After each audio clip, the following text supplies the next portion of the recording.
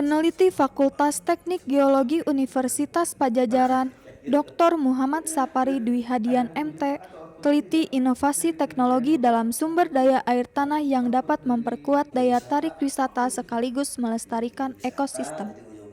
Penelitiannya ini diseminasikan dalam program Hard Talk. Air tanah merupakan sumber daya yang sangat dibutuhkan manusia. Perkembangan dan kemajuan teknologi menjadikan tantangan dalam kelestarian sumber daya alam.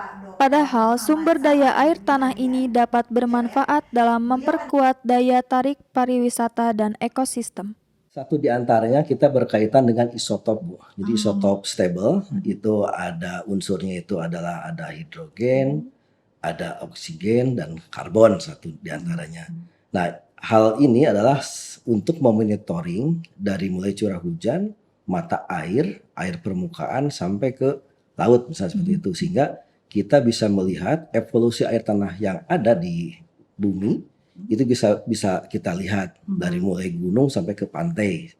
Nah, terus kemudian berkaitan dengan konservasi yang ada di khususnya di gunung api. Jadi ada beberapa penelitian yang sudah kita lakukan adalah melihat perjalanan air dari mulai curah hujan, kemudian jatuh ke hulu gunung sampai ke hilirnya, sehingga kita bisa melihat perjalanan air seperti apa, dan itu manfaatnya itu banyak sekali kita gunakan. Jadi satu di antaranya adalah untuk kebutuhan industri, kemudian untuk pariwisata, untuk perencanaan dan seterusnya. Jadi banyak hal yang itu bisa kita manfaatkan untuk kegiatan tersebut.